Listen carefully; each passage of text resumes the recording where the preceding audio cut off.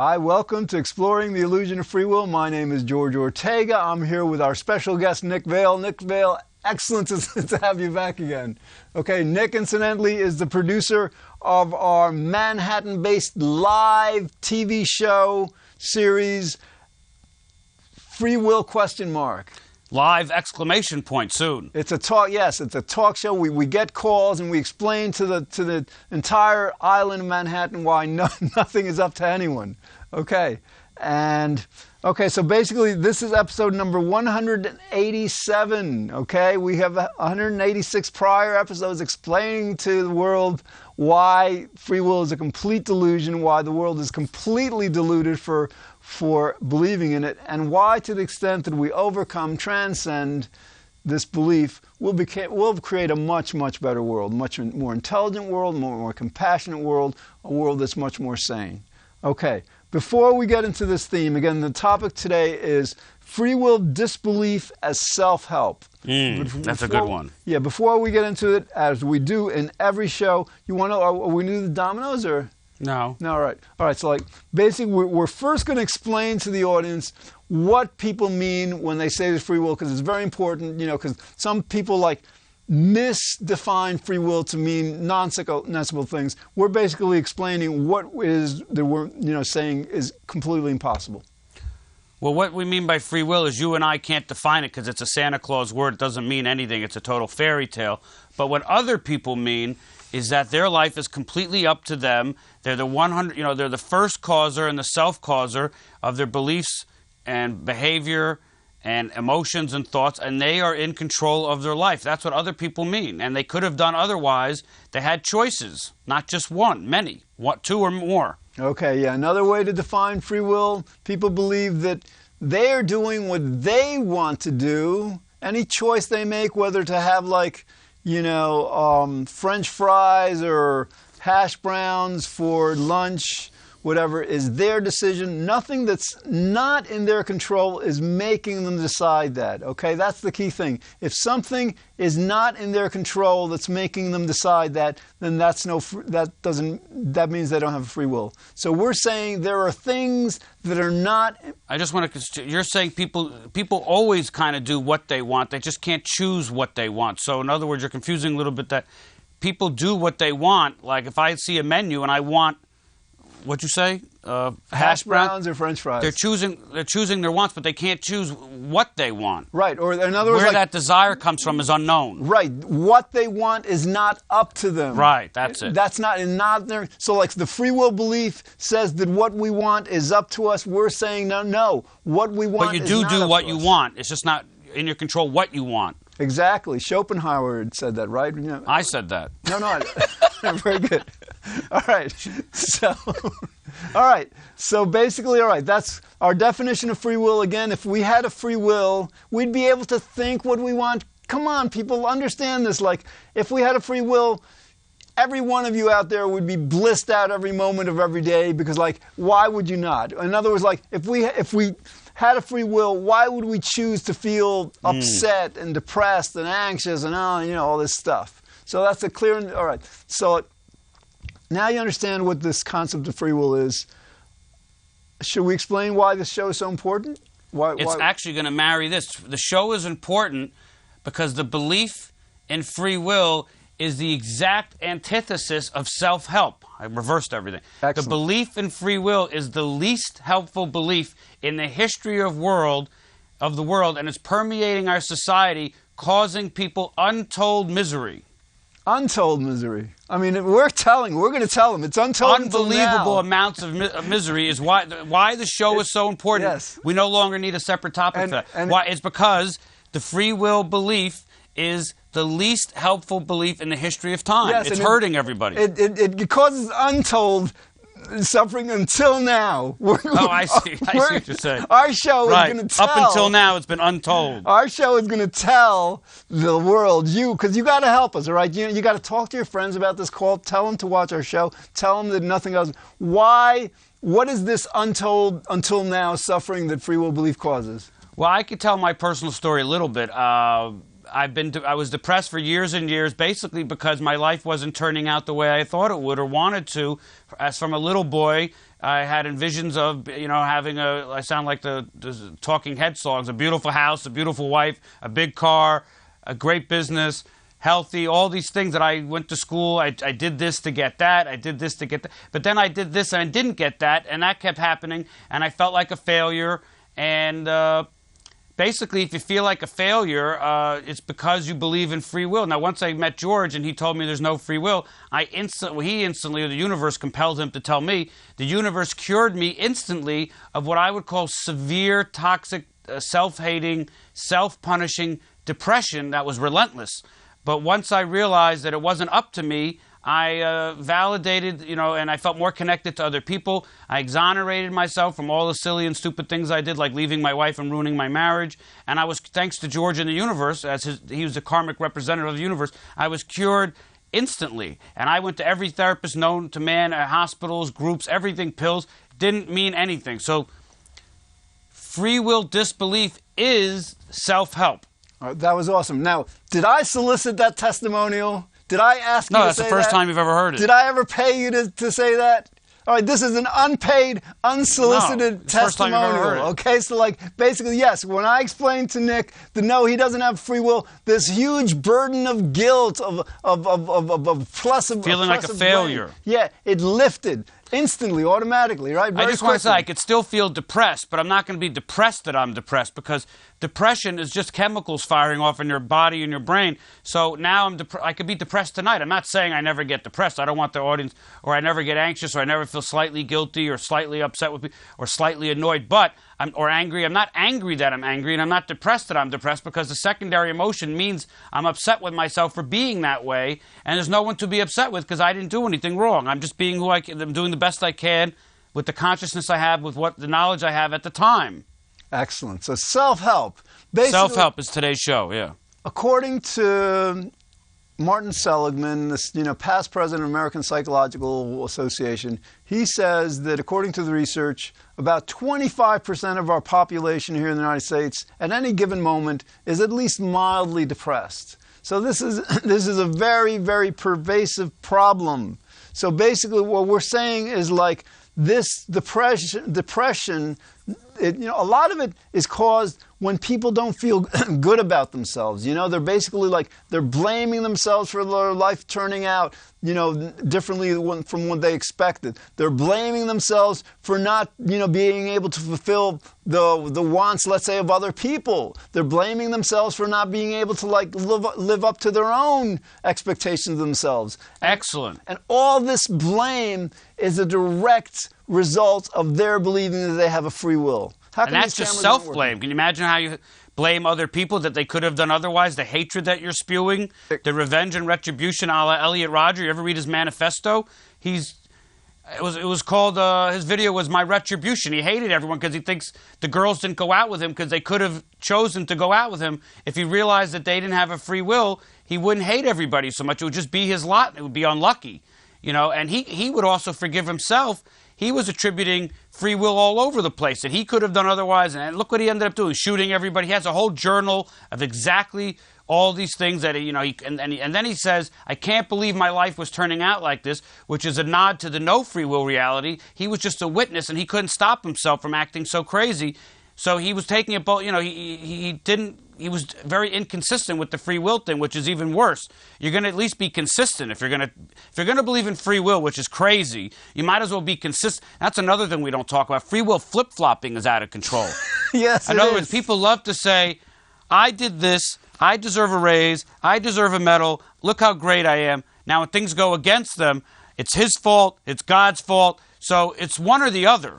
Yeah, and a lot of times... Well, we know it's all one. It's all no free will. But if you're going to believe in the crazy, insane, nonsensical BS of free will, you might as well be consistent. Absolutely. I never said that before. That's great. What's really upsetting is the flip-flopping, double-talk hypocrisy of going back and forth. I have free will when it's convenient for me and it makes me look good. But obviously there's no free will. But we want you to be consistent, no free will, 100% of the time. But the flip-flopping is out of control, And too. how about the theological flip-flopping? People like, when they do something good, they say, well, I couldn't have done it but for the help of God. Well, they do it the other way. Most people say it was good. It's a me. God, give praise to God because, without God, I could not have succeeded at what I did. I mean, that, any, basic fundamental religious believer says that. But flip it around. How about when you do something wrong? When you do something wrong, people don't say, I couldn't have done this wrong except that God made me do it. So you're saying theological religious people give credit to God when good things happen and bad when it's humans? Yeah, they don't, in other words, if you're going to give credit to God for the good that happens, then you have to blame God for the bad. Right, but regular people who are not religious do just the reverse. There you go. When good things happen, it's I did it, I'm so wonderful, I'm a success, I went to Yale, Harvard, I worked my ass off, I became a doctor, I deserve this, I picked the right stock, I deserve the hot wife, this, that. And then when bad things happen, it's that guy, that neighbor, I'm going to sue him, I can't curse. That guy did, or God did it to me. So it's funny that you mentioned there's flip-flopping on the secular level is one way, and the religious is but it's still flip-flopping nonetheless. Free will flip-flopping. It's not consistent. Is pandemic. It's like, everyone is afflicted. There's one thing that's consistent. It's always when it's convenient for you to take it one way to make you feel good about yourself, and then when it's bad for you, you just quickly reverse it. Yes. Now, we have to make clear, okay, we're kind of like indicting the audience that you're out of your minds, you're completely delusional, but we have to make very clear. Well, they are. They believe in free will, but it's not your fault. Right. I'm not going we to have blame to, don't blame yourself. If your friends believe in free will, don't blame yourselves because, you can't but believe in free will if you believe in free will. And just free will, the reality, what we're trying to say is that nothing is up to us. So, we understand that free will is impossible. It's like we don't take credit for it. We don't, it's like our life led us to believe that. So your life apparently led you to believe, some people used to believe that the world was flat, stuff like that. So, and now we understand they're wrong. So you still believe you have a free will. So basically we're trying to lead you from it, but don't blame yourself for believing it because it's not your fault. All right, again, I wanted to address this Elliot Rodger thing because you made a great point. Elliot Rodger killed those people because he was blaming them. If Elliot Rodger had been taught when he was very young, listen, don't really blame anyone for anything because nobody has yourself. Including yourself. There is no way that he logically would have blamed those people and hated them so much. Exactly. Explain how hate. So many people hate others. ISIS, so much conflict in the world. Explain how this hate is a fundamental, necessary, component of this free will belief. Not completely necessary, but it almost, is unavoidable. Well, if somebody does something to you or harms you and you believe they could have done otherwise, now you're putting in a whole different elephant in the room where they could have done otherwise, but they chose not to rise above their conditioning and their genetics, and they kind of went out of their way to hurt you on purpose with a malicious, willful intent, and that's going to cause an eye for an eye, retribution, revengeful, crazy, Boston bomber type, I got to kill everybody because, the Americans did this to Islam, and it's just going to escalate. I'm not saying that it's going to, where you and I with this show and everyone doesn't believe in free will, it's going to completely eradicate all violence, all wars, and all, mayhem. But it has a much better chance of alleviating those conditions because the free will belief is toxic and harmful and causes you to hate someone because you think they could have done otherwise. Right? You don't believe that it's just we're going to get rid of all violence but it has a much better, first of all, we're living in a free will paradigm for thousands of years. It's obviously not turning out that well. What George saying, ISIS people are beheading Americans on YouTube. We've given this free will paradigm, which is postulated and a tenet of Islam, Judaism, Christianity, even Buddhism, every major world religion. So, George, you got to agree, it's not turning out so well. It is now. No. So if we convert the whole script and make it a no free will paradigm, I don't think we can do any worse.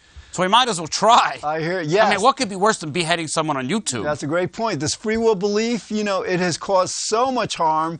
And, and again, it's, you can't deny it. People blame each other for things. And when you blame somebody, because you believe they have a free will, you're going to want them punished, and then they're going to want you punished for maybe wrongly blaming them and all. And there's so much conflict in the world. And there's shame too. There's, Mark Madoff, Bernie Madoff was the guy with the scam and everything. Where his son Mark committed suicide a year later. He probably felt the intense shame of being that guy's son. If he knew his father didn't have a free will, he could still be depressed and very upset that his family's name is connected to it. And, maybe slight shame or slight embarrassment, but he didn't have to go and kill himself because, it wasn't his father got locked into some nutty thing that he couldn't control himself. But I don't see why, depression and severe toxic suicidal guilt and blame is getting worse. Absolutely. All right. Getting worse. So let's directly relate this to the self. If you're a self-help guru, there's a lot of self-help. We are. We're the self-help gurus because we have this show. Absolutely. Yeah. But this is self-help. This should not be in philosophy. This should be in self-help. Okay. Go ahead. Talk about why it's self-help.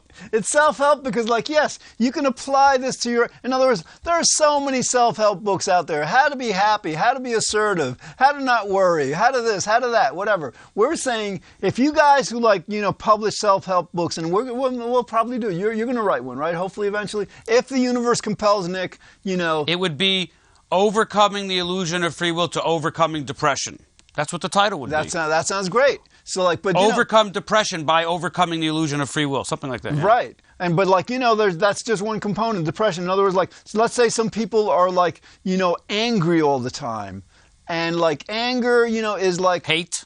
Yes. Blame, poisonous blame. If you're angry at someone, seething hate. Yes, seething hate. If you believe that they have a free will, you're going to that's not going to be good for you. So people should come up with self-help books to guide you step by step through why you don't have a free will, then how you can apply it to your life so that if you might still get angry at stuff, people might still do things that get you angry, but instead of getting angry with them, like we were saying before, fine, maybe you'll get angry with God or the universe or causality, whatever, but just this idea, this very valuable benefit that you're not getting angry with them means that they're probably not going to get angry with you back, and so it's going to create a lot more peace, a lot less anger directed toward people.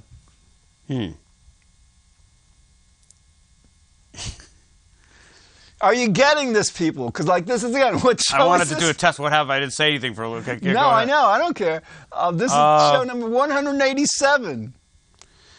So you agree with me that this topic should be in the self-improvement or self-help section of your neighborhood bookstore? Let's be honest. Nobody really goes in the philosophy section anymore.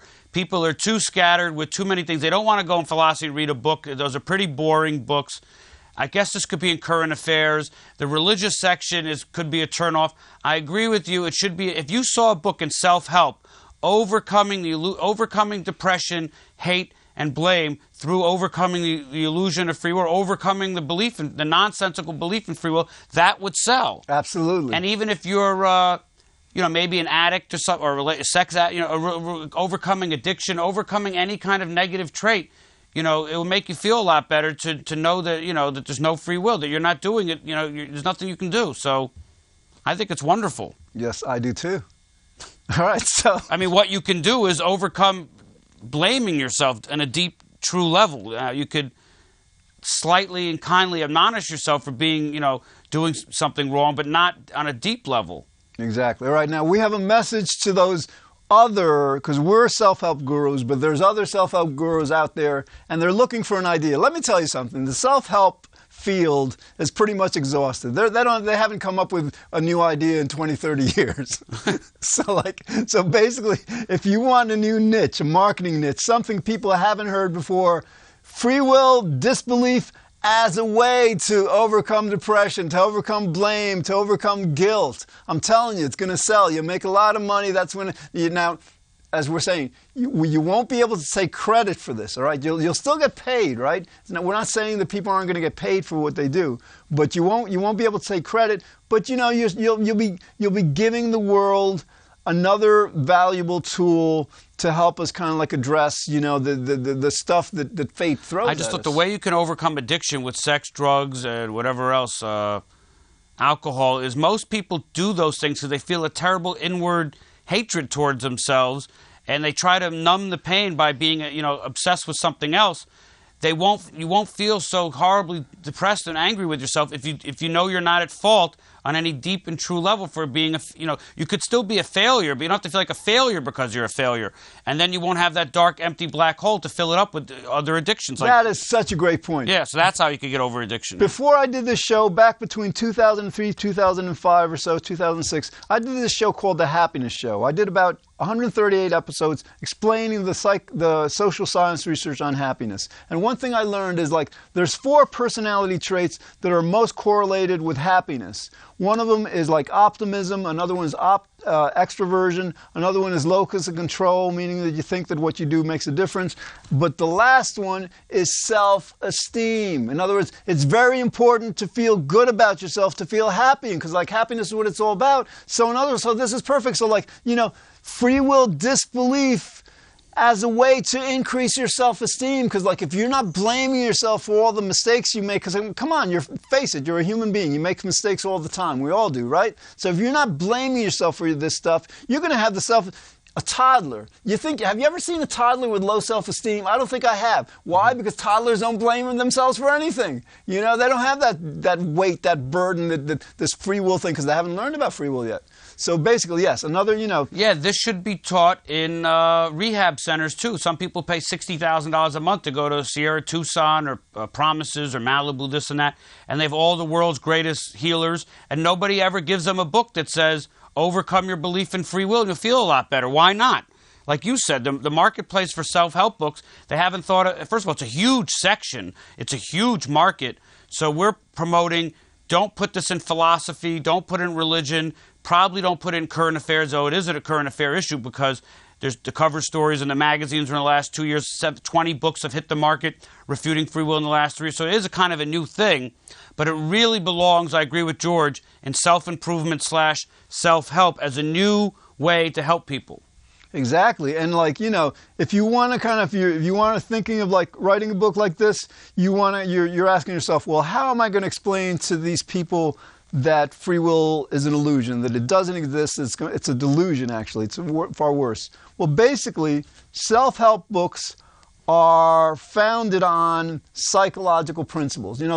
Self-help is a psychological discipline. It's about psychology, social science research. What do you learn in social sciences and psychology? You learn that human behavior is the result of nature and nurture. You don't learn that human behavior is a result of nature and nurture and free will. You never learn that because it's insane. It's absurd. It's completely non-scientific. So basically, you explain to your book readers, whatever, that if nature or your genes and your environment, your heredity, your nurture, whatever, is determining what you do, there's no room for free will there. In other words, it's your behavior is determined by a combination of these two factors. So again, this is one way that you can explain, according to well-established, completely established fundamental psychological principles, that because nature and nurture govern human behavior, free will is completely impossible.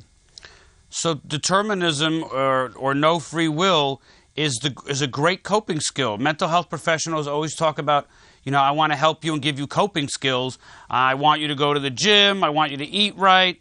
Take up a hobby, play guitar, focus more on work, balance your life, balance this, eat that. They never say give up your belief in free will, or believe in determinism 100% as a great coping skill. I got to tell you, it's the best coping skill.